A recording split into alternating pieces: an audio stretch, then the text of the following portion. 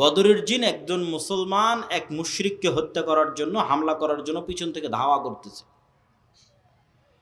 তো ধাওয়া করতে গিয়ে সে একটা অদৃশ্য আওয়াজ পেল, আকদিম ইয়া হাইজুম, এগিয়ে চলো হে হাইজুম। এই আওয়াজ পাওয়ার পর সে দেখে যে তার সামনে যে মুশরিকটাকে সে মারার জন্য যাচ্ছিল সে উল্টে পড়ে আছে এবং তার আঘাতের স্থান থেকে, ক্ষত স্থান থেকে রক্ত বের হচ্ছে। এই ঘটনা গিয়ে রাসূল সাল্লাল্লাহু আলাইহি ওয়াসাল্লামকে সাহাবী বলল যে আল্লাহর নবী, আমি তো এই ব্যক্তিকে হামলা করিনি, তার আগে সে উল্টে পড়ে আহত অবস্থায় আছে এবং ক্ষত স্থান থেকে রক্ত বের হচ্ছে। তো রাসূলুল্লাহ সাল্লাল্লাহু আলাইহি ওয়াসাল্লাম বললেন, সাদাক্তা, তুমি সত্য বলেছো। যালিকা মিন মাদাদিস সামাইস সালিসা, এটা ছিল তৃতীয় আসমান থেকে আসা ফেরেশতার আক্রমণ। আল্লাহু আকবার। সাদ বিন আবি ওয়াক্কাস রাদিয়াল্লাহু তাআলা আনহু বলছেন, উহুদের দিন আন ইয়ামিনি ওয়া আন ইয়াসারি, আমার ডানে এবং আমার বামে, রজুলাইনে আলাইহিমা সায়াবু বায়াজিন, দুইজন সাদা ধবধবে কাপড় পরিহিত ব্যক্তি যুদ্ধ করছিল। উহুদের দিন সাদ বিন আবি ওয়াক্কাস বলছেন,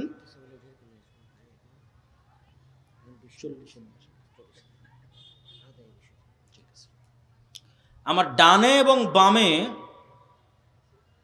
দুইজন সাদা ধবধবে পোশাকধারী ব্যক্তি যুদ্ধ করতেছে। মা রাআইতুহুমা ক্বাবলু ওয়ালা বাদ, আমি তাদেরকে আগেও কোনোদিন দেখিনি, পরেও কোনোদিন দেখিনি। আমি এই ঘটনা গিয়ে রাসূল সাল্লাল্লাহু আলাইহি ওয়াসাল্লামকে বললাম, আল্লাহর নবী বললেন, ইউকাতিলানি আশাদ্দাল কিতাল ওয়া হুমা জিবরাইল ওয়া মিকাইল।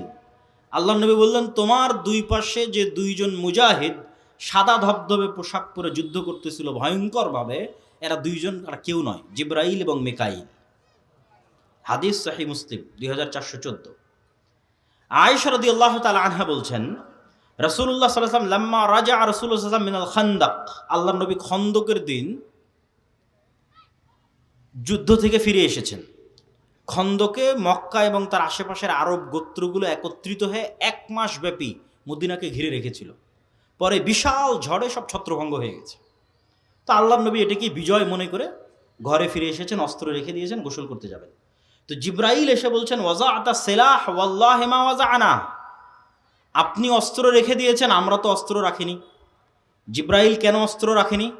জিব্রাইল এই জন্য অস্ত্র রাখেনি যে খন্দকের যুদ্ধে 3টা ইহুদি গোত্র গাদ্দারি করেছিল, বানু কুরাইজা, বানু কাইনুকা, বানু নাজির। এই 3টা ইহুদি গোত্র মদিনা সনদে আল্লাহর নবীর সাথে চুক্তিবদ্ধ আছে যে মদিনার ওপর যেই আক্রমণ করুক না কেন আমরা তোমাদের সাথে একতাবদ্ধ থাকব। ঠিক এখন যেমন বাংলাদেশের সব রাজনৈতিক দলগুলো মনে মনে একতাবদ্ধ হচ্ছে, হ্যাঁ আগের সরকারের বিরুদ্ধে আমরা একতাবদ্ধ। তাহলে এই চুক্তি কেউ ভঙ্গ করে, গাদ্দারি করে যদি কেউ আগের সরকারকে পুনর্বাসন করার চেষ্টা করে, তো সেম অবস্থা, যে মদিনার সব পক্ষ একমত যে মদিনায় আক্রমণ করলে আমরা মুহাম্মদ সাল্লাল্লাহু আলাইহি ওয়াসাল্লামের সাথে আছি। কিন্তু এই কথা বলার পরেও 3টা ইহুদি গোত্র এই গত 1 মাস তলে তলে মক্কার মুশরিকদের সহযোগিতা করেছে। এটা মুহাম্মদ সাল্লাল্লাহু আলাইহি ওয়াসাল্লামও জানে, ফেরেশতারাও জানে, আল্লাহও জানে। তো জিবরাইল এসে বলছে, আমরা তো অস্ত্র রাখিনি, যুদ্ধ তো মক্কার মুশরিকদের সাথে শেষ হয়েছে, গাদ্দারদের সাথে তো শেষ হয়নি, মুনাফিকদের সাথে তো শেষ হয়নি, অতএব এক্ষুনি বের হন। তো কোথায় যেতে হবে? ইলা বানি কুরাইজা, বানি কুরাইজার উদ্দেশ্যে বের হন। তো আনাস রাদিয়াল্লাহু তাআলা আনহু কি বলছে দেখেন, আনাস রাদিয়াল্লাহু তাআলা আনহু বলছেন, কাআন্নী আনজুরু ইলাল গুবারি সাতিআন ফি যুকাক বানি গনম মাওকিবা জিবরিল। আল্লাহর নবী যখন ঘর থেকে বের হয়ে সাহাবীদের বললেন, চলো বানু কুরাইজার গোত্রের দিকে, জিবরাইল আদেশ দিয়েছে। তো আনাস রাদিয়াল্লাহু তাআলা আনহু বলছেন, আমরাও যখন বানি কুরাইজা গোত্রের দিকে এগিয়ে যাচ্ছি তখন আমাদের আগে আগে জিবরাইলের ঘোড়সওয়ার বাহিনীর ঘোড়ার আঘাতে তৈরি হওয়া উড়ন্ত ধুলা আমরা দেখতে পাচ্ছি। আল্লাহু আকবার। মোটর সাইকেল গেলে যেমন ধুলা তৈরি হয়, তখন আমরা এখান থেকে 700-600 জন একত্রে রওনা দিচ্ছি বানু কুরাইজার দিকে। তো আমাদের আগে আগে ধুলা উঠতেছে, তো আমরা তো যাইনি, তো কিসের ধুলা? তো আনাস রাদিয়াল্লাহু তাআলা আনহু বলছেন যে ইহুদিদের অলিগলিতে জিবরাইলের বাহিনীর উড়ন্ত ধুলা আমরা চোখে দেখতে পাচ্ছি। সহিহ বুখারী 4117। আল্লাহ সুবহানাহু তাআলা সূরা আনফালের মধ্যে, সূরা আলে ইমরানের মধ্যে, সূরা আহজাবের মধ্যে আসমান থেকে বদর, উহুদ, খন্দক, হুনাইনে তিনি ফেরেশতা অবতীর্ণ করেছেন। এই মর্মে আয়াত স্পষ্টভাবে আল্লাহ বলেছেন, ইস্তাস্তাগীসুনা রাব্বাকুম ফাস্তাজাবা লাকুম আন্নী মুমিদ্দুকুম বিআলফিন মিনাল মালায়েকা তোমাদের প্রতিপালক 1000 ফেরেশতা পাঠিয়ে তোমাদের সহযোগিতা করেছে। ইস্তাকুলু লিল মুমিনিনা আলাই ইয়াকফিয়াকুম আইয়ুমিদ্দাকুম রাব্বুকুম বিসালাসাতি আলাফিন মিনাল মালায়েকা মুনজিলিন। তোমাদের প্রতিপালক 3000 ফেরেশতা অবতীর্ণ করে সহযোগিতা করেছেন। হাযা ইমদিদকুম রাব্বুকুম বিখামসাতি আলাফিন মিনাল মালায়েকাতি মুসাওয়িমিন। সারিবদ্ধভাবে 5000 ফেরেশতা অবতীর্ণ করে তোমাদের প্রতিপালক সহযোগিতা করেছে। ইয়া আইয়ুহাল্লাযীনা আমানু যকুরু নি'মাতাল্লাহি আলাইকুম ইয জাআতকুম জুনুদুন ফাআরসালনা আলাইহিম রিহান ওয়া জুনুদান লাম তারাওহা। খন্দকের যুদ্ধে আমরা 2টা বাহিনী পাঠিয়েছিলাম, একটা বিশাল ঝড়ো বাতাস আর একটা এমন সেনাবাহিনী যাকে তোমরা দেখতে পাও না, সেটা হচ্ছে ফেরেশতার সেনাবাহিনী। আব্দুল্লাহ বিন জুবাইর রাদিয়াল্লাহু তাআলা আনহু থেকে বর্ণিত, তিনি বলেন সামি'তু রাসূলুল্লাহ সাল্লাল্লাহু আলাইহি ওয়াসাল্লাম ইয়াকুল ফি কতল হানজালা ইবনে আবি আমির। হানজালা রাদিয়াল্লাহু তাআলা আনহু বাসর ঘর থেকে বেরিয়ে যুদ্ধ করে শহীদ হয়েছে। সাহাবীরা বলছে তাকে গোসল দিতে হবে। তো রাসূলুল্লাহ সাল্লাল্লাহু আলাইহি ওয়াসাল্লাম বলছেন ইন্না সাহিবাকুম তুগাসসিলুহুল মালায়েকা। হানজালাকে গোসল দেওয়ার দরকার নেই, এই জন্য যে হানজালাকে ইতিমধ্যে ফেরেশতারা গোসল দিয়ে ফেলেছে। সম্মানিত উপস্থিতি,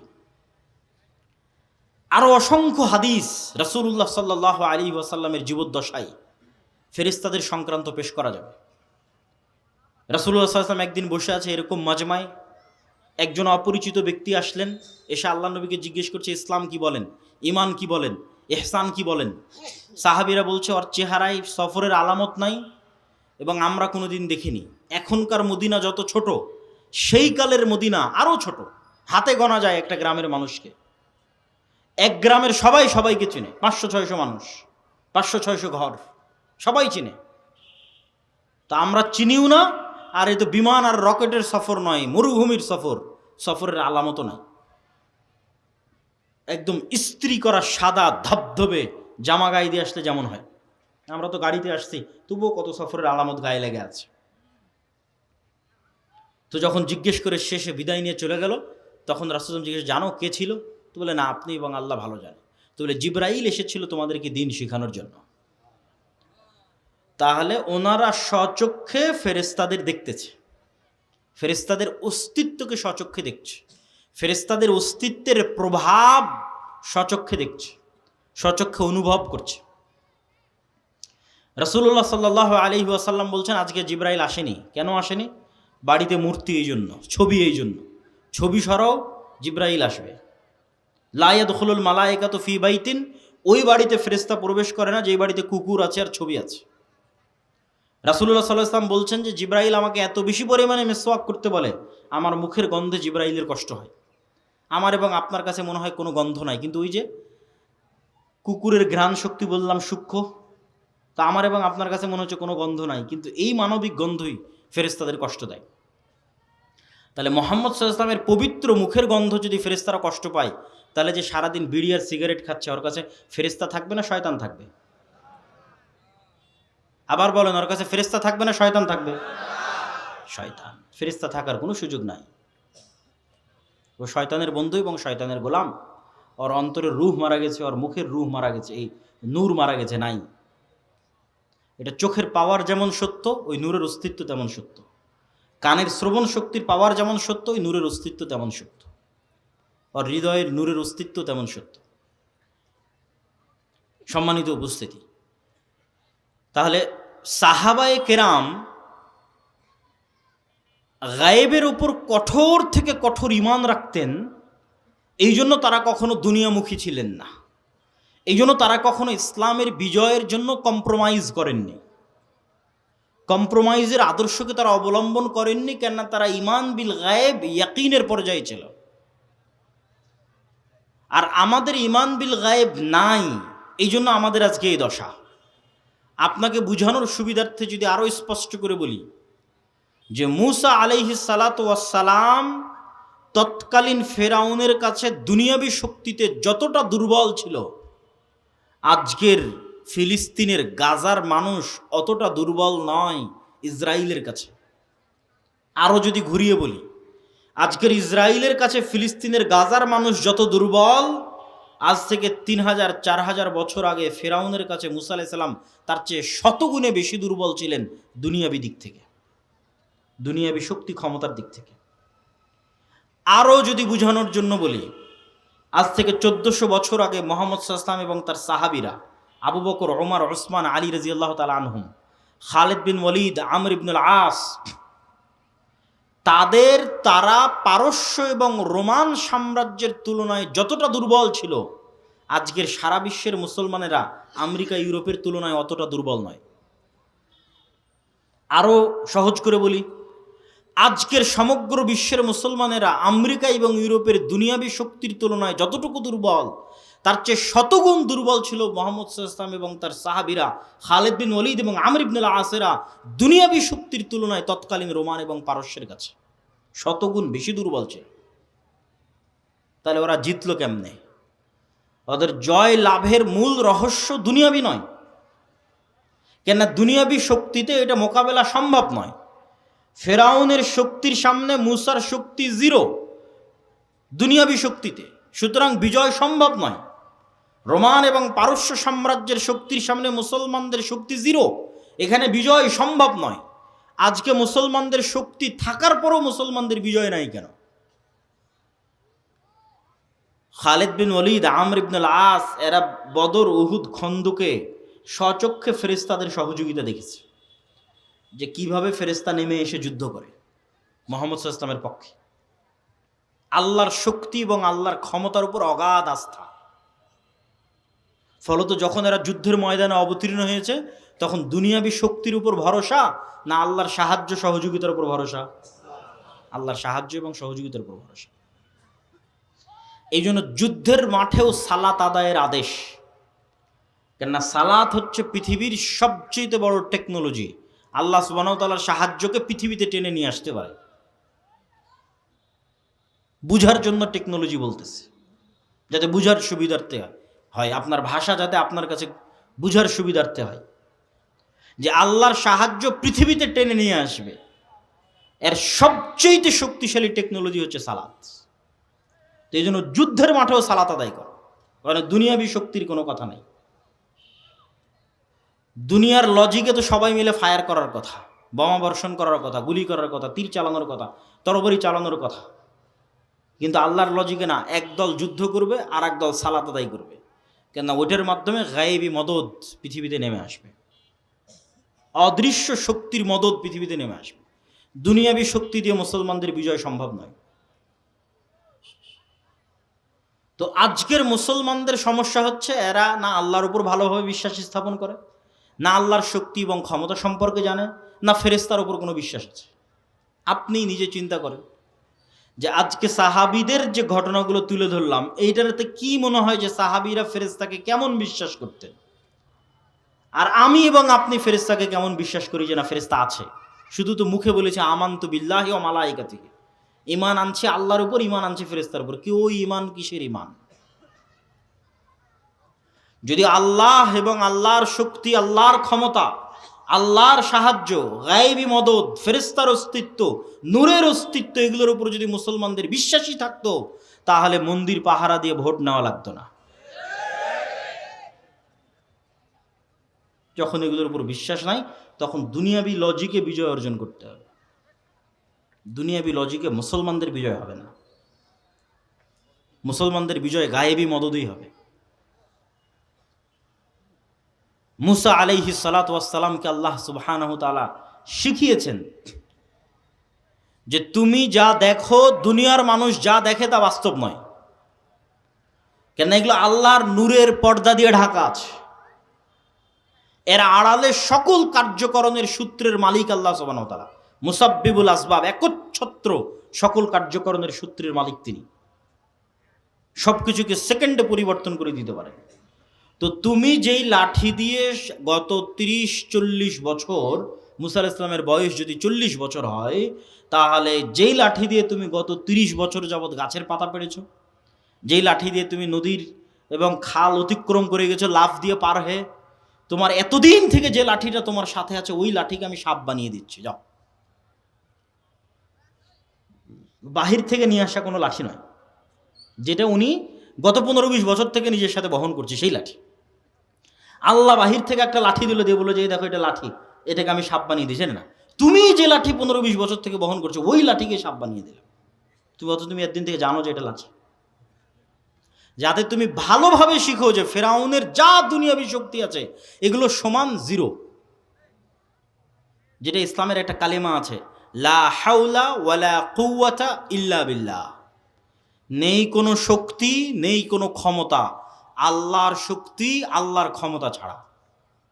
তাহলে কি সারমর্ম দাঁড়ালো? আমেরিকার শক্তি এবং ক্ষমতা সমান কি? জিরো।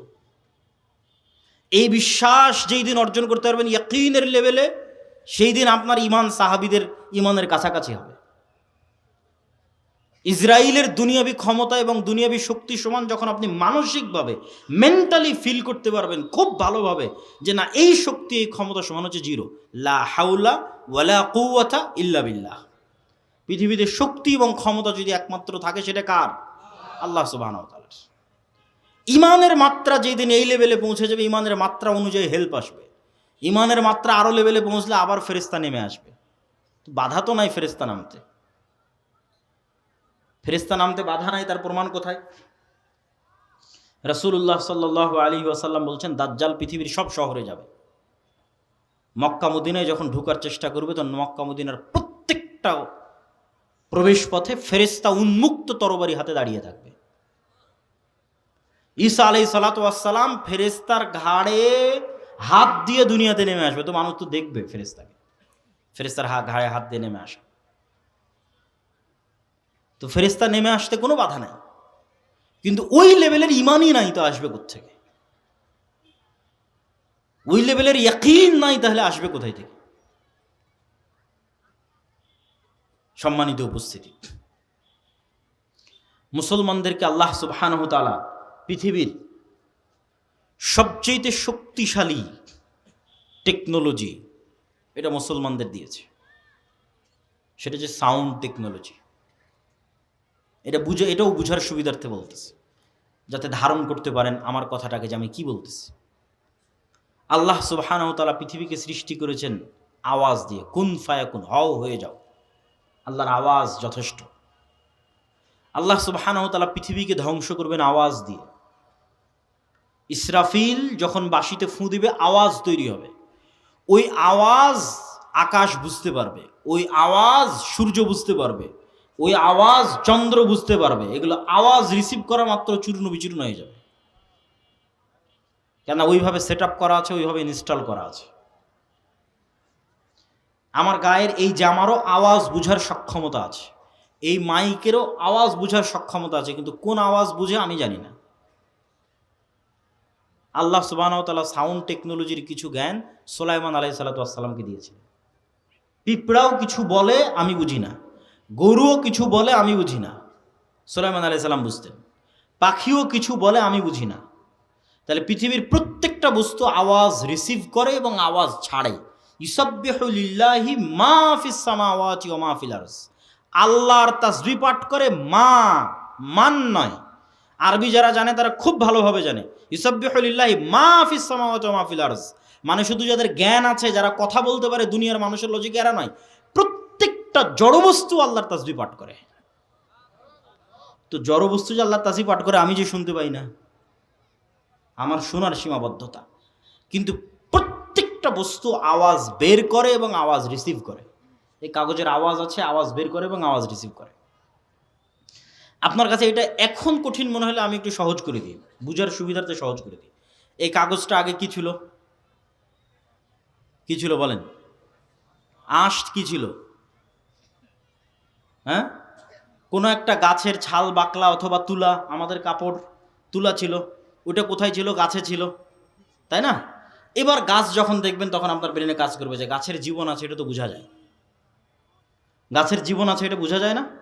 ও বড় হয় কিভাবে, ধান দেয় কিভাবে, আম দেয় কিভাবে, ফল দেয় কিভাবে? তো যে আম ধান ফল দিতে পারে ও কথাও বলতে পারে। আজকে ওর কথা বোঝার ক্ষমতা আমার নাই, তাই তাহলে এটা আলাদা কোনো অস্তিত্বশীল নয়। সব জিনিস আপনি দেখেন ঘুরে ফিরে কোনো না কোনো একটার সাথে কানেক্টেড, আল্লাহর প্রকৃত অস্তিত্বের সাথে কানেক্টেড। যে চেয়ারের উপর আমি বসে আছি এটা কাঠ ছিল, গাছের সাথে সম্পৃক্ত। এইভাবে এগুলো, এই যে প্রত্যেকটা মেটাল যেগুলো দিয়ে তৈরি হয়েছে, এগুলো কোনো খনিজ পদার্থ থেকে আনা হয়েছে। কোনো এক খনিজ, যে খনি আছে সেখান থেকে সে পদার্থ বের করে এটা তৈরি করা হয়েছে। ওখানে যখন ছিল তখন আপনি ঠিকই বুঝবেন যে না, ওর তো জীবন আছে, আস্তে আস্তে বাড়তেছে, আস্তে আস্তে বড় হচ্ছে। এখন ওখান থেকে বের করে আপনি ক্যামেরা বানিয়েছেন, তাই এখন কথা বলতে পারে না, শুনতে পারে না, এটা ভুয়া কথা। ইরানের রাজধানীতে এবং কাতারে হামাসের এবং ইরানের যে বিজ্ঞানীদের হত্যা করা হয়েছে, এর বেশিরভাগগুলোকে মোবাইল বিস্ফোরণে হত্যা করা হয়েছে। এই জন্য আফগানিস্তানের সরকার মাঝখানে সম্পূর্ণ নেটওয়ার্ক এবং ইন্টারনেট বন্ধ করে দিয়েছিল ভয়ে। আমি এখানে বসে থাকবো, এই মোবাইল ওয়েভ রিসিভ করতে পারে, ওয়েভ রিসিভ করে দেখেই তো কথা বুঝতে পারি আমি, মানে কথাটা তো ওয়েভের মাধ্যমে আসতেছে, আমি মেসেজ দিচ্ছি ওয়েভের মাধ্যমে যাচ্ছে।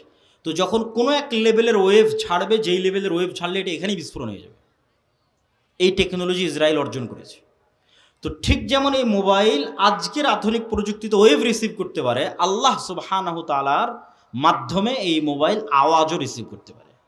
সাউন্ড টেকনোলজি, আওয়াজ, এটা পৃথিবীর সবচেয়ে শক্তিশালী। এটা বিজ্ঞানীদের পক্ষে আবিষ্কার করাও সম্ভব নয়, ভবিষ্যতেও কোনোদিন সেভাবে তারা আবিষ্কার করতে পারবে না। এইটা আল্লাহ মুসলমানদের দিয়েছে। সেটা কি? সেটা হচ্ছে কোরআন।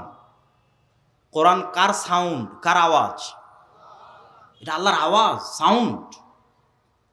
কোরআন যেটা আমরা তেলাওয়াত করতেছি, এটা স্বয়ং আল্লাহর আওয়াজ, এটা স্বয়ং আল্লাহ সুবহানাহু ওয়া তাআলার সাউন্ড। এই জন্য রাসূল সাল্লাল্লাহু আলাইহি ওয়াসাল্লাম বলতেছে যে কিয়ামতের পূর্ব মুহূর্তে আল্লাহু আকবার ধ্বনিতে প্রাচীর পড়ে যাবে, শহর বিজয় হবে আল্লাহু আকবার ধ্বনিতে। জিকির এই জন্য খুব পাওয়ারফুল। জাকারিয়া আলাইহিস সালাতু ওয়াস সালাম যখন আল্লাহ সুবহানাহু ওয়া তাআলার কাছে চাইলেন সন্তান, বার্ধক্য বয়স, তা আল্লাহ সন্তানের ওয়াদা দিলেন, তিনি বুঝতে পারছেন না কেমনে সন্তান হয়। তখন আল্লাহ বলছেন তুমি সকাল সন্ধ্যে জিকির করো। এই সকাল সন্ধ্যে জিকিরই এই অসম্ভবকে সম্ভব করে দিবে, যে বার্ধক্য বয়সে তোমার বন্ধে স্ত্রীর সন্তান হয়ে যাবে। কেননা সকাল সন্ধ্যার জিকির তো সাউন্ড তৈরি করবে। লা ইলাহা ইল্লাল্লাহ, লা হাওলা ওয়ালা কুওয়াতা ইল্লা বিল্লাহ, সুবহানাল্লাহি ওয়া বিহামদিহি সুবহানাল্লাহিল আযীম। তো এই সাউন্ডগুলো যেমন এখন ইনস্ট্যান্ট ওয়েভের মাধ্যমে আমেরিকা পৌঁছে যাচ্ছে, কোনো না কোনোভাবে এগুলো সরাসরি আল্লাহ সুবহানাহু ওয়া তাআলার কাছে পৌঁছে যাচ্ছে, সাথে সাথে আল্লাহ সুবহানাহু ওয়া তাআলার সাথে সাথে শুনতে পাচ্ছে। তখন এগুলো পুনরায় এগুলোর প্রভাব পৃথিবীতে ফিরে আসতেছে। কোরআন তেলাওয়াত করতেছেন, এটা শক্তি, পাওয়ার হাউস। কোরআন বুঝা, কোরআনের জ্ঞান অর্জন করা, সালাত আদায় করা, এগুলো হচ্ছে মুসলমানদের শক্তির জায়গা। ঈমান বিল গায়েব, এগুলো হচ্ছে মুসলমানদের শক্তির জায়গা। ফেরেশতার অস্তিত্বের উপর বিশ্বাস স্থাপনের একটা উদাহরণ দিয়ে আজকের বক্তব্যের শেষের দিকে যাব। এতক্ষণ তো ফেরেশতাদের ঈমান বিল গায়েবের একটা পার্টের আলোচনা করেছি আজকে, সেটা হচ্ছে ফেরেশতাদের অস্তিত্ব। 6টা ঈমান বিল গায়েব। আমাদের একটা বই আসতেছে সামনে, আল্লাহর পথে যাত্রা, আগামী 6-7 নভেম্বর সালাফি কনফারেন্সে কিছু কপি পাওয়া যাবে। আগামী 6-7 মানে এই 3-4 দিন পরে, আগামী বৃহস্পতিবার শুক্রবার, এখান থেকে বেশি দূরে নয়, আল জামিয়া সালাফে ডাঙ্গিপাড়া পাওয়া রাজশাহী। দেশ বিদেশের আলেম ওলামা উপস্থিত থাকবে, আপনাদের দাওয়াত থাকলেও উপস্থিত হবেন তো ইনশাআল্লাহ। ইনশাআল্লাহ। তো ওখানে আমাদের এই ঈমান বিল গায়েব এবং ইসলামের যে 5টা আরকান আছে, পুরো বিষয়ের উপর একটা বই আসতেছে, আল্লাহর পথে যাত্রা, যেটা কিছু কপি পাওয়া যাবে ইনশাআল্লাহ। তো সেখানে আরও বিস্তারিত আলোচনা আছে। তো আমি যেটা বলছিলাম যে ফেরেশতার অস্তিত্বের উপর আলোচনা করলাম, বাস্তবে কেমনে প্র্যাকটিক্যালি দেখবেন ফেরেশতা আছে, এটার একটা উদাহরণ দিই, একটা হোমওয়ার্ক দিই, একটা বাড়ির কাজ দিই। যদি বাস্তবে করেন আপনি দেখবেন যে হ্যাঁ, ফেরেশতার অস্তিত্বের আপনি সন্ধান পেয়ে যাবেন। সেটা হচ্ছে, কোথাও যদি বিমানের টিকিট থাকে, ট্রেনের টিকিট থাকে, বাসের টিকিট থাকে, পরীক্ষা থাকে, ভাইভা থাকে, তাহলে যেই লেভেলের নিয়ত থাকে যে আজকে আমার 11টায় ট্রেন আছে, ধরা লাগবে, আজকে আমার 6টায় বিমান আছে, ধরতে হবে, ওর চাইতে বেশি লেভেলের নিয়ত করবেন যে আগামীকাল ফজরের সালাত আছে, উঠতে হবে। নিয়তের মাত্রাটা হবে এর চাইতে বেশি লেভেলের। প্লেন থাকলে, বিমান থাকলে, বাস থাকলে যেই লেভেলের নিয়ত হয়, ধরা লাগবে, পরীক্ষা থাকলে, ভাইভা থাকলে, তার চাইতে বেশি লেভেলের নিয়ত হবে যে আপনি ফজরের সালাত আদায় করবেন আগামীকাল। এখন আগামীকাল ফজরের সালাতে উঠবেন, তো আমরা ফেরেশতার অস্তিত্বের পরীক্ষা নিব, তাই না? তা ফেরেশতার অস্তিত্বের যেহেতু পরীক্ষা নিব, তাহলে তার মানুষকে বলার দরকার নাই যে ভাই, আব্বা আম্মা, ভাই বোন, যে আমাকে একটু ফজরে উঠিয়ে দিন। উঠানোর জন্য তো আল্লাহর ফেরেশতা আছে, আপনাকে উঠানোর জন্য আল্লাহর ফেরেশতা আছে, তাহলে মানুষকে বলার কি দরকার? মোবাইলে অ্যালার্ম দেওয়ারও দরকার নাই। মোবাইলে অ্যালার্ম কেন দিবেন? ফেরেশতা তো আছে। আপনি ফেরেশতার একটু নিকটবর্তী হন, দেখেন যে বাস্তবে ফেরেশতা আপনাকে উঠিয়ে দেয় কিনা। আল্লাহ সুবহানাহু ওয়া তাআলার ফেরেশতা নিয়োজিত আছে। তো তো রাসূলুল্লাহ সাল্লাল্লাহু আলাইহি সাল্লাম অসংখ্য হাদিসে বলছেন, কেউ যদি উজু অবস্থায় ঘুমায়, কেউ যদি আয়াতুল কুরসি পড়ে ঘুমায়, ঠিক আছে, ঘুমানোর যে সুন্নাতগুলো আছে এগুলো পালন করে ঘুমায়, তাহলে তার মাথার কাছে ফজর পর্যন্ত একজন ফেরেশতা বসে থাকে। বলেন আল্লাহু আকবার। এবার আপনি পরীক্ষা নেন যে ফেরেশতা বসে আছে আপনার মাথার কাছে, নিয়ত শুধু হবে ওই লেভেলের, আর কিচ্ছু করা লাগবে না। ব্যাস, মানুষকেও বলার দরকার নেই, অ্যালার্ম দেওয়ার দরকার নেই, ঠিক সময়ে ফেরেশতা আপনাকে উঠিয়ে দিবে। আপনি পরীক্ষা করে দেখেন কিভাবে উঠিয়ে দিবে, সেটার পরিবেশও ফেরেশতা তৈরি করবে। আল্লাহ এভাবেই তাদের দায়িত্ব দিয়ে রেখেছে। এখন মশার কামড়ে আপনাকে উঠিয়ে দিবে, না বৃষ্টি ঝড়ের আওয়াজে আপনাকে উঠিয়ে দিবে, না অন্যদিন শয়তানের পর্দার কারণে আজান কানে ঢোকে না, তো আজকে ফেরেশতা বসে আছে, তো শয়তানের পর্দা কান থেকে সরে গেছে, ডাইরেক্ট আজানই কানে ঢুকে যাবে। আল্লাহু আকবার। আজান শুনে উঠে যাবে। আপনি দেখেন পরীক্ষা করে। আর শয়তান আছে কিনা তা পরীক্ষা করবেন কেমনে, যে শয়তান যে আছে। এবং এই আপার লেভেলের মেশিন কালবকে নিয়ে যে শয়তান খেলাধুলা করে, কালব পরিবর্তনশীল, এত উচ্চ প্রযুক্তির মেশিন এটা যে প্রতি সেকেন্ডে পরিবর্তন হয়, ধরা পাওয়া যায় না, কন্ট্রোলে রাখা যায় না, খুব ভয়ঙ্কর।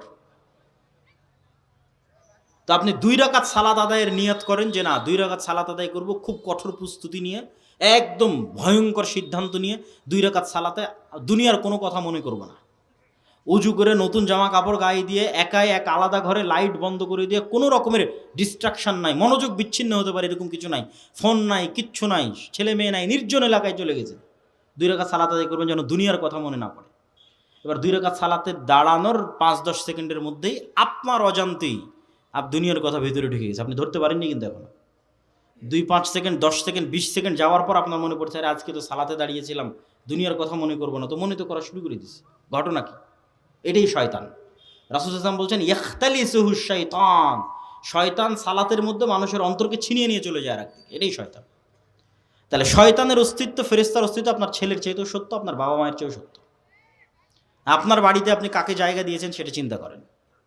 বাড়িতে যদি ছবি থাকে, বাড়িতে যদি মূর্তি থাকে, কুকুর থাকে, বাড়িতে যদি সালাম দিয়ে না ঢুকেন, বাড়িতে যদি কোরআন তেলাওয়াত না হয়, তাহলে ওই বাড়িতে সবসময় কে আছে? শয়তান আছে। পেশাবের যত্ন নেয় না, পরিষ্কার পরিচ্ছন্ন থাকে না, ঠিক আছে, ওরা সব মুতাহহারুন, ফেরেশতাদের পেশাব নয়, পায়খানা নেই, সব পবিত্র। তাহলে যে পেশাবের যত্ন নেয় না, অজু করে না, নামাজ পড়ে না, ওর কাছে ফেরেশতা থাকবে? জীবনও না। যে অজু ভাঙলেই অজু করে, ওর সাথে ফেরেশতা থাকবে। অথবা অন্তত যে 5 ওয়াক্ত সালাত আদায় করে, পেশাব থেকে বেঁচে থাকে, পেশাব থেকে পবিত্র থাকে, ফরজ গোসল হলে গোসল আদায় করে, এর সাথে ফেরেশতা থাকবে। বরকতের ফেরেশতা, রহমতের ফেরেশতা। আর ফেরেশতা কেন্দ্রিক কত অসংখ্য হাদিস আছে রাসূলুল্লাহ সাল্লাল্লাহু আলাইহি ওয়াসাল্লামের। কেউ যদি মসজিদে সালাত আদায় করে সালাতের জায়গাতেই বসে থাকে, তো না ওঠা পর্যন্ত ফেরেশতার জন্য দোয়া করতে থাকবে। কেউ যদি অসুস্থ ভাইকে দেখতে যায়, তাহলে তার জন্য ফেরেশতা দোয়া করতে থাকবে ইস্তেগফারের, তার অসুস্থ ভাইকে দেখতে যাওয়ার জন্য, ওই ব্যক্তি অসুস্থ ভাইকে দেখতে গেলে এই কারণে।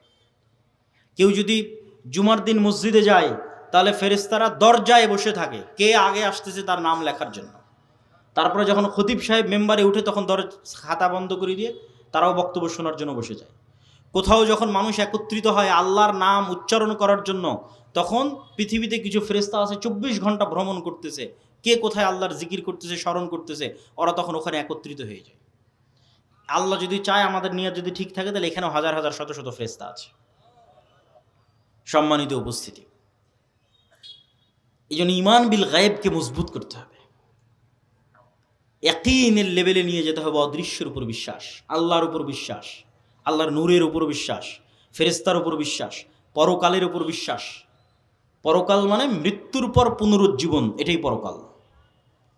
মৃত্যুর পর পুনরায় জীবিত করা, এটাই পরকাল। আর মৃত্যুর পর পুনরায় জীবিত করা, এটা আল্লাহর কাছে এত সহজ, এত সহজ, এত সহজ, যে আল্লাহ দুনিয়াতেই দুইজন মানুষকে মৃতকে জীবিত করার ক্ষমতা দিয়ে দুনিয়ার মানুষকে দেখাবেন, দেখো মৃতকে জীবিত করা কত সহজ। আর তুমি বিশ্বাস করছো যে আমি মৃতকে জীবিত করতে পারবো না? তার একজন চলে গেছে, ঈসা আলাইহিস সালাতু ওয়াস সালাম, এইভাবে এক খাবল কাদা নিয়ে এইভাবে ফু দিতেন, বিইজনিল্লাহ, বিসমিল্লাহ, ওই এক খাবল কাদা থেকে পাখি হয়ে আকাশে উড়ে চলে যেত। মৃত মানুষের গায়ে হাত দিয়ে বলতেন বিইজনিল্লাহ, বিসমিল্লাহ, জীবিত হয়ে যাও, জীবিত হয়ে যেত। আর আরেকজন এখনো আসেনি, বাকি আছে, সেটা হচ্ছে দাজ্জাল। দাজ্জালকে আল্লাহ ক্ষমতা দিবে। এইভাবে দাজ্জাল দেখাবে যে আমি আল্লাহ বিশ্বাস করছো না, আমি রব বিশ্বাস করছো না, তোমার দাদা কই? তাহলে আমার দাদা তো আজ থেকে 15-20 বছর আগে মারা গেছে। ঠিক আছে, তোমার দাদাকে নিয়ে আসতেছি। কবরস্থান থেকে মানুষের দাদা উঠে আসবে। তোমার আব্বা কই? তাহলে আমার আব্বা আজকে 2 বছর আগে মারা গেছে। ঠিক আছে, তোমার আব্বা আসতেছে। কবরস্থান থেকে ওর আব্বা উঠে, তোমার আম্মা কই? তোমার আম্মা 10 বছর আগে মতো। আর আম্মা কবরস্থান। তোমার দাদি কই? আরে দাদা দাদি বাবা মা সব কবরস্থান থেকে উঠে এসেছে, জ্যান্ত জীবন তোর সামনে কথা বলতেছে। এই ফিতনা হচ্ছে দাজ্জালের ফিতনা। তাহলে দুনিয়াতে মানুষই মানুষকে জীবিত করবে আল্লাহর অনুমতিতে, ডাল ভাতের মতো। এটা আপনার কাছে আশ্চর্য মনে হচ্ছে? ঠিক আজ থেকে 100 বছর আগে যদি মহাদেবপুরে কেউ বক্তব্য দিয়ে গেছে, যদি দিয়ে গিয়ে থাকে, এরকম 500-1000 মানুষ যদি বসে থাকে, আর যদি বলে থাকে যে এখানে কথা বললে সরাসরি আমেরিকায় শোনা যাবে, তো এরকমই হেসেছে, এই কিরে আমি এখন কথা বলবো আমেরিকায় শোনা যাবে, পাগল নাকি? আর এখন আপনারা দেখতেছেন যে আপনি কথা বলছেন, ইংল্যান্ড আমেরিকায় শোনা যাচ্ছে, ওই যে মোবাইল। এই রকম এটা একদম পানির মতো সহজ হয়ে যাবে। আজ থেকে 100 বছর আগে যেমন এখানে কথা বলবো আমেরিকায় লাইভ দেখা যাবে, আমেরিকায় চলবে, এখানে লাইভ দেখা যাবে, এটা যেমন অসম্ভব ছিল, আজকে যেমন একদম ইজি সহজ হয়ে গেছে, এই রকম সহজ হয়ে যাবে দাজ্জালের জন্য মৃতকে জীবিত করা, এবং সত্য এবং বাস্তব। আর এরকম সহজ আল্লাহ করে দিয়েছিলেন ঈসা আলাইহিস সালামের জন্য মৃতকে জীবিত করা, সহজ এবং বাস্তব, যাতে মানুষের ঈমান ইয়াকিন হয় যে আমরা মরলে আল্লাহ আমাদের কি করতে পারবে? বলেন তো কি করতে পারবে? জীবিত করতে পারবে। সম্মানিত উপস্থিতি, আর দাওয়াইল আল্লাহর পক্ষ থেকে আজকের আয়োজন। দাওয়াইল আল্লাহ মানে কি জানেন কি না আল্লাহই ভালো জানে। দাওয়াইল আল্লাহর সবচেয়ে বড় কাজ হচ্ছে দেশব্যাপী মক্তব প্রতিষ্ঠা করা, মসজিদ ভিত্তিক দাওয়াতি কাজ করা। সেই মক্তব প্রতিষ্ঠা করতে গিয়ে আমরা ইতিমধ্যে ট্রেনিং সহ প্রায় 600 মক্তব পরিচালিত হচ্ছে, বলেন আলহামদুলিল্লাহ। যে 600 মক্তব জামিয়া সালাফিয়া ডাঙ্গিপাড়া পাওয়া রাজশাহীতে 600 মক্তবের ইমামেরা গেছে, ট্রেনিং নিয়েছে, মক্তবের শিক্ষার্থীদের বই দেওয়া হয়েছে, তাদের যাতায়াত খরচ দেওয়া হয়েছে, থাকা খাওয়ার খরচ বহন করা হয়েছে, প্রশিক্ষণের খরচ বহন করা হয়েছে। এই মক্তবগুলোর মধ্যে এখন প্রতিযোগিতা চলতেছে দেশব্যাপী, জাতীয় মক্তব প্রতিযোগিতা, যেটা বাংলাদেশের টিভি চ্যানেলে রমজান মাসে প্রচারিত হবে। মোটামুটি 50 লক্ষ টাকার মতো খরচ হবে। এটা বাংলাদেশের ইতিহাসে মক্তব কেন্দ্রিক প্রথম কোনো জাতীয় প্রতিযোগিতা। এই দাওয়াইল আল্লাহর পক্ষ থেকে আজকের এই প্রোগ্রাম আয়োজন হয়েছে। তো এই প্রোগ্রাম আয়োজনের ক্ষেত্রে আপনাদের স্বতঃস্ফূর্ত সহযোগিতা, হয়তো স্বেচ্ছাসেবক ভাইয়েরা আপনাদের মধ্যে যাবে, আমি যাওয়ার জন্য দত্ত আহ্বান জানাচ্ছি। আমি আপনাদের স্বতঃস্ফূর্ত সহযোগিতা কামনা করি। কেন?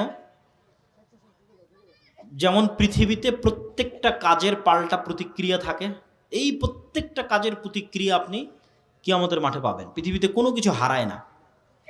বিজ্ঞানীরাও বলতেছে পৃথিবী থেকে কোনো কিছু ধ্বংস হয় না, শুধু পরিবর্তন হয়। ওই কাঠ জ্বালালেন ওটা ছাই হয়, হারিয়ে যাবে না, কোনো না কোনোভাবে থাকবে। তো আপনি এখানে 1 টাকা দান করবেন, এটা হারিয়ে যাবে না, এটার প্রভাব কিয়ামতের মাঠে দেখা যাবে। আর কিয়ামতের মাঠে টাকার যখন খুব দরকার পড়বে তখন টাকা নাই। যেমন দুনিয়াতে কেস, কোর্ট কাছারি, মামলা মোকদ্দমা অনেক টাকা খরচ হয়ে যায়, তো দুনিয়ার আদালতেও তো কেস লাগবে। মানুষ যে কেস দিবে, মামলা দিবে, যে আল্লাহ আমার এত টাকা মারে খেয়েছে, অমুক করেছে তুমুক করেছে, তখন তো টাকা লাগবে জরিমানা দেওয়ার জন্য, পরিশোধ করার জন্য। কখন কার নামে গীবত করেছেন, পরিশোধ তো করতে হবে।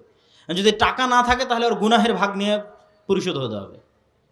আর যদি আগে থেকেই ব্যাংক ব্যালেন্সে ভালো টাকা, যেমন দুনিয়াতে যদি মোটামুটি আপনার ভালো টাকা থাকে মামলা মোকদ্দমা পরিচালনা করা সহজ হয়, তো আগেই আপনি পরকালের ব্যাংক ব্যালেন্সে ভালো টাকা পয়সা জমা করে গেছে, কিয়ামতের মাঠে যখন বিপদে পড়বেন সেগুলোই কাজে লাগবে।